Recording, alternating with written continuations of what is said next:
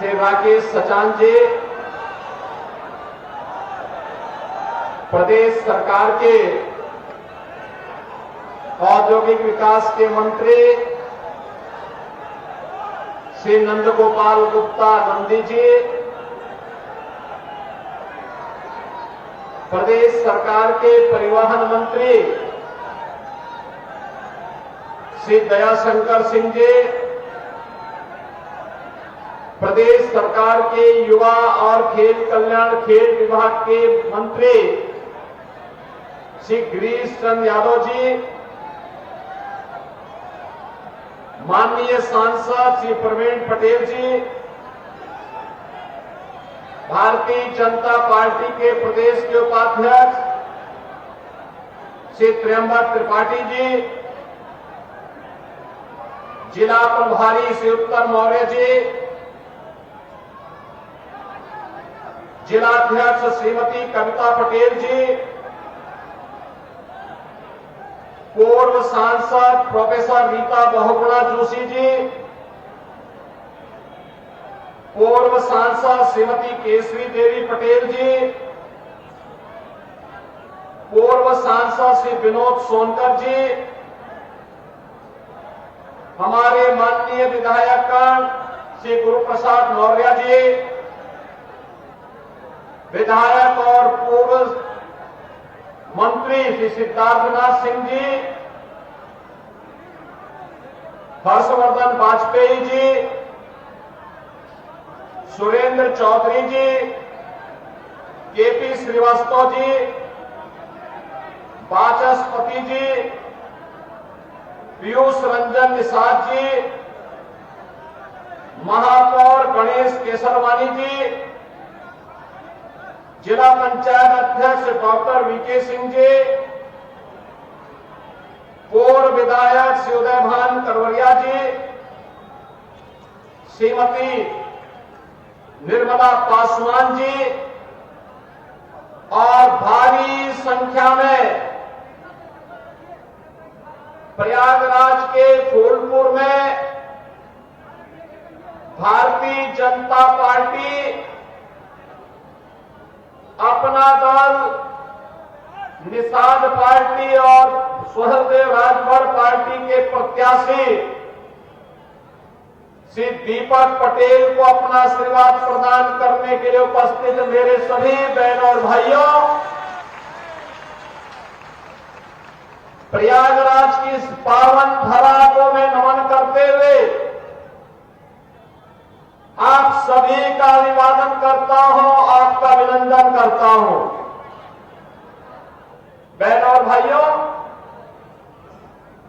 मुझे आधे घंटे पहले आना था। कल मैं वाराणसी में देव दीपावली के कार्यक्रम में था। देश के महामहिम उपराष्ट्रपति जी आज वहां पर उपस्थित थे।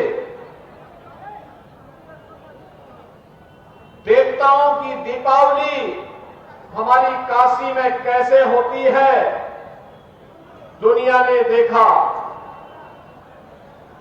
और लाखों की संख्या में देश और दुनिया के श्रद्धालुजन, पर्यटक कल काशी में आए थे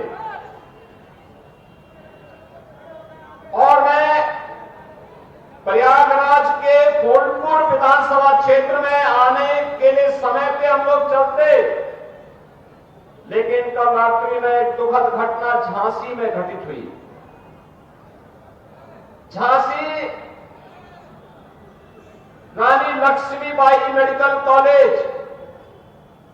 में छोटे बच्चों के एक नवजात शिशु का जो वार्ड होता है, जो कम वेट के बच्चे होते हैं, समय के पहले जो बच्चे पैदा हो जाते हैं, जिन बच्चों में गंभीर बीमारी हो जाती है, नवजात शिशु होते हैं, उन बच्चों का जो वार्ड था उसमें अचानक शॉर्ट सर्किट से आग लगने के कारण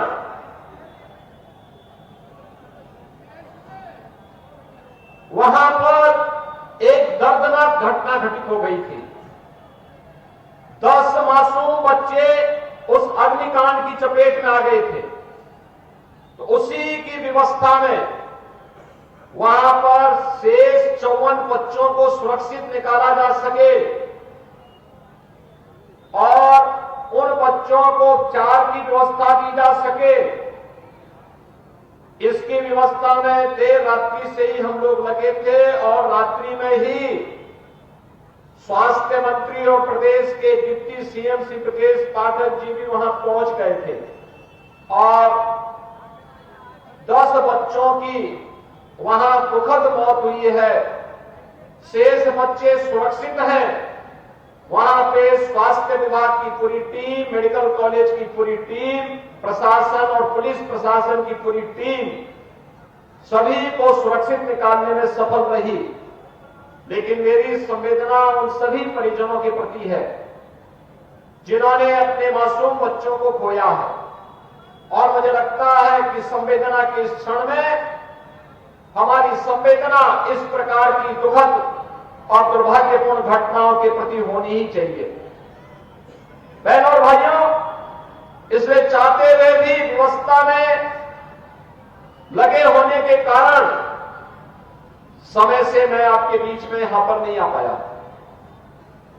आपने जो उत्साह यहां पर दिखाया है, फूलपुर में फिर से कमल का फूल खिलना है, इसके लिए जो आपका ये संकल्प है, उसी के लिए मैं आपके पास आया हूं कहने के लिए। बहनों और भाइयों, आज जो कुछ भी आपको परिवर्तन दिखता है देश में और प्रदेश में, ये प्रधानमंत्री मोदी जी के नेतृत्व में, उनके यशस्वी मार्गदर्शन में ही संभव हो पा रहा है। चाहे मेडिकल कॉलेज की स्थापना के कार्य हो, चाहे वह देव दीपावली का भव्य कार्यक्रम काशी का रहा हो, चाहे वह दीपोत्सव का भव्य आयोजन अयोध्या धाम का हो, चाहे वह गंगा एक्सप्रेसवे को मेरठ से प्रयागराज से जोड़ने का हो, चाहे वह 2025 का भव्य और दिव्य कुंभ का हो, ये केवल और केवल डबल इंजन की भाजपा की सरकार कर सकती है।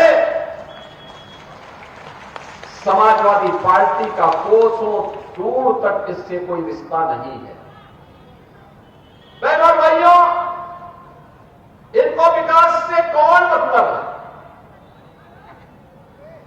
इनको युवाओं से कौन मतलब रह गया है? इनको किसानों से कौन मतलब रह गया है? इनको व्यापारियों से मतलब नहीं, इनको विकास से मतलब नहीं। इनका तो एक ही सिद्धांत है कि सबका साथ और सेफई परिवार का विकास।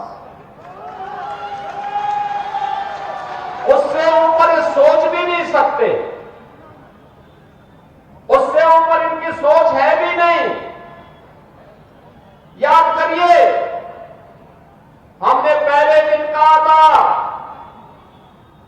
उत्तर प्रदेश के अंदर, उत्तर प्रदेश की धरती को दंगा मुक्त बनाएंगे। उत्तर प्रदेश की धरती में कोई भी माफिया हो, वह खनन माफिया हो, वह नकल माफिया हो, वह वन माफिया हो, वह पशु माफिया हो, उससे सख्ती से निपटेंगे। और बहनों और भाइयों, आपने देखा होगा समाजवादी पार्टी को इससे पीड़ा होती है। नकल माफिया को भी बचाने के लिए वह कितनी एड़ी चोटी, आज भी आप देख लीजिए, जितने बड़े दुर्दांत खतरनाक माफिया हैं, वे सब सपा के गले के हार हैं। उन्हीं से इनकी आजीविका चलती है, उन्हीं के भरोसे ये लोग जीते हैं। और इसीलिए जब युवाओं के लिए सुचितापूर्ण तरीके से परीक्षाएं हो, जब सरकार उन युवाओं के हित के लिए कार्य करते, हमने तो पहले दिन कहा था कि युवाओं के भविष्य के साथ खिलवाड़ करने वाले के भविष्य के साथ फिर हम भी खिलवाड़ करेंगे। हमारे युवाओं के भविष्य के साथ किसी को खिलवाड़ करने की छूट नहीं मिलनी चाहिए। और मैं फिर कहता हूं, माफिया के खिलाफ हम कार्रवाई करेंगे। किसी भी युवा के भविष्य के साथ खिलवाड़ करने की छूट नहीं देंगे किसी को भी। प्रतियोगी परीक्षाएं शुचितापूर्ण तरीके से संपन्न हो, इसके लिए माहौल सरकार भी बनाएगी, संबंधित चयन बोर्ड और आयोग भी उसके लिए पूरी प्रतिबद्धता के साथ कार्य कर रही है। अच्छे नौजवान जब सेवा में आएंगे तो विकास की गति को द्रुत गति से आगे बढ़ाने के साथ ही गरीबों तक शासन की योजना को पहुंचाने में भी अपना योगदान देंगे। और प्रयागराज की धरती तो ये भगवान प्रयागराज की है, भगवान बेड़ी माधव की है, भगवान भारद्वाज की है, मां गंगा यमुना और सरस्वती की त्रिवेणी की है। ये पावन धरा तो हमारे लिए एक ऐसी पावन धरा है कि प्रयागराज का कुंभ अब तो दुनिया के अंदर मानवता के मूर्त सांस्कृतिक धरोहर के रूप में प्रधानमंत्री मोदी जी के प्रयास से आज मान्यता प्राप्त कर चुका है। बहनों और भाइयों, ये समाजवादी पार्टी राम मंदिर का विरोध करती है, दीपोत्सव का विरोध करती है, देव दीपावली का विरोध करती है, परीक्षाओं की शुचिता का विरोध करती है, विकास के कार्यों का विरोध करती है, गरीब कल्याणकारी योजनाओं को जो गरीबों को लाभ मिलता है उसका भी विरोध करती है। यह तो केवल और केवल बांटने की राजनीति पे विश्वास करती है। बहनों और भाइयों, अयोध्या में 500 वर्षों का इंतजार क्यों हमें करना पड़ा था? क्यों करना पड़ा था? क्योंकि हम बटे थे। काशी में क्यों हमें अपमान झेलना पड़ा था? क्योंकि हम बटे थे। मथुरा में क्यों अपमान झेलना पड़ा? क्योंकि हम बटे थे। और जब बटे थे तो कटे थे। बटना नहीं है, एकजुट होना है। याद रखना, भारत की आज की सबसे बड़ी चुनौती है जाति के नाम पर बांटने वाले लोग देश के दुश्मन की तरह काम कर रहे हैं। ये आपको जाति के नाम पर बांटेंगे, तुष्टीकरण की नीति पर चलेंगे। दुर्भाग्य से अगर सत्ता कभी ऐसे लोगों को मिल जाती है तो गरीब हिंदू तक ही लगाई देखते रह जाता है, लेकिन कभी उसको शासन की योजना का लाभ नहीं मिल पाता है। आपने पिछले 10 वर्ष में देश के अंदर 7-7.5 वर्ष में उत्तर प्रदेश के अंदर देखा होगा 56 लाख गरीबों का मकान मिला, कोई भेदभाव नहीं। 2.5 करोड़ से अधिक गरीबों के घर में शौचालय बने, कोई भेदभाव नहीं। लगभग 2 करोड़ गरीबों के घर में उज्ज्वला योजना का रसोई गैस का सिलेंडर पहुंचा, कोई भेदभाव नहीं।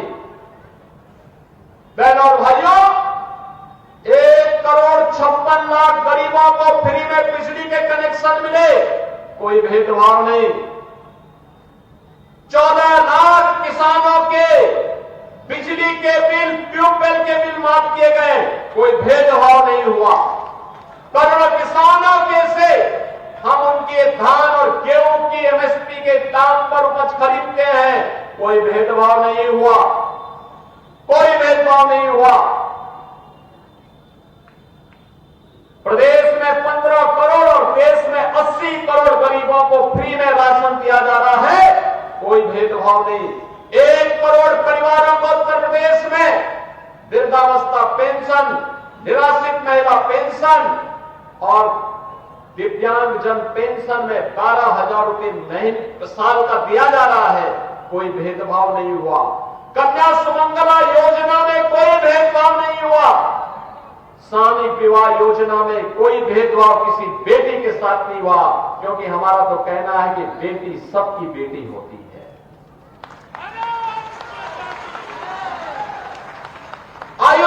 भारत में 10 करोड़ उत्तर प्रदेश का नागरिक 5 लाख रुपए का स्वास्थ्य कवर प्राप्त करता है। कोई भेदभाव नहीं हुआ।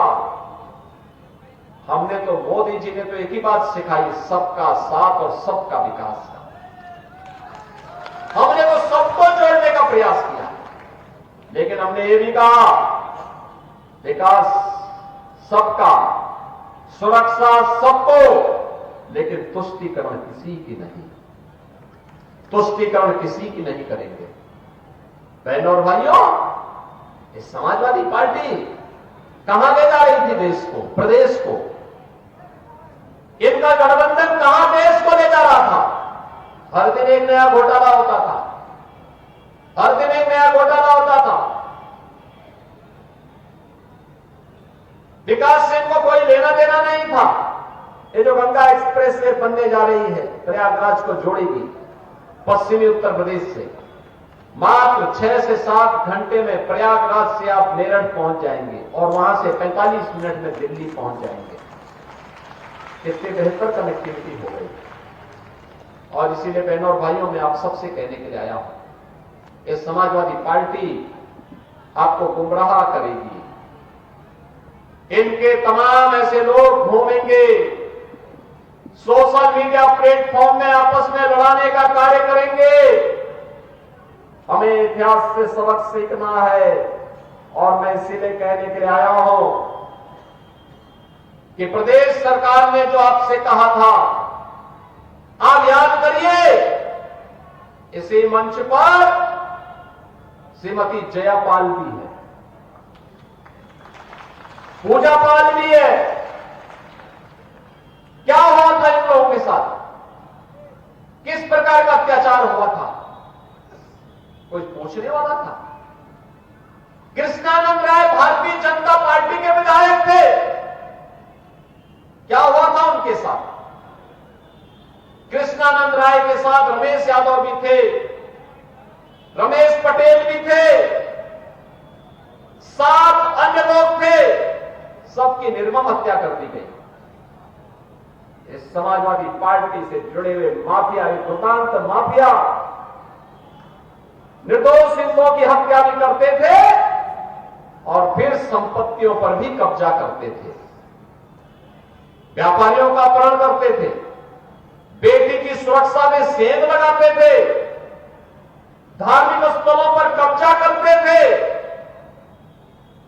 और फिर पर्व और त्योहारों में व्यवधान डाल करके अशांति पैदा करते थे। आज तो मैं कह सकता हूं, हमारे उत्तर प्रदेश में न कर्फ्यू है न दंगा है। उत्तर प्रदेश में सब चंगा है। उत्तर प्रदेश में चारों ओर शांति है। और इसीलिए बहनों और भाइयों, मैं आपसे कहने के लिए आया हूं, आप सबसे मैं यही विनती करने के लिए आया हूं, भाजपा के लिए चुनाव एक मिशन है, सेवा का। सेवा का एक मिशन है। समाजवादी पार्टी, बहुजन समाजवादी पार्टी के लिए चुनाव एक व्यवसाय है, अपने कारनामों को अंजाम देने का, जनता को शोषण करने का, अराजकता फैलाने का सर्टिफिकेट प्राप्त करने का। इनको अराजकता पैदा करने, भ्रष्टाचार पैदा करने, गुंडागर्दी फैलाने, कर्फ्यू लगाने, दंगा कराने, लूट खसोट करने का ये सर्टिफिकेट हमें नहीं देना चाहिए, कतई नहीं देना चाहिए। इनकी जमानतें जब्त होनी चाहिए। और यही कहने के लिए आज मैं आपके पास आया हूं। भारतीय जनता पार्टी, अपना दल, निषाद राज पार्टी, हमारे जितने भी सहयोगी दल हैं, इन सब ने श्री दीपक पटेल को प्रत्याशी बना करके आपके बीच उतारा। बहनों और भाइयों, वो एक अनुभवी और कर्मठ कार्यकर्ता है, अनुभवी है, कार्य करने का अनुभव है और साथ साथ जूझने का भी एक सामर्थ्य है। विकास के लिए जो भी आपका आह्वान होगा, वो विकास आपके फूलपुर में पहुंचेगा, फूलपुर में आएगा। उसके लिए फूलपुर वासियों को फिर इधर उधर जाने की आवश्यकता नहीं पड़ेगी। अच्छे लोग चुनेंगे तो विकास आपके द्वार तक लेके आ जाएगा। और इसीलिए मैं आपसे कहने के लिए आया हूं, 20 तारीख को जो चुनाव होने जा रहे हैं, इस चुनाव में से दीपक पटेल जी को कमल चुनाव चिन्ह पर भारी बहुमत से विजयी बना करके भेजना, बना के भेजेंगे। फूलपुर में थोड़ा दोनों हाथ पा करके आशीर्वाद लेकर के बताओ, मुझे आश्वस्त करो। आप सभी लोग आशीर्वाद देंगे? सभी लोग सहमत हैं? सभी लोग सहमत हैं? तो फिर मेरे साथ बोलेंगे, भारत माता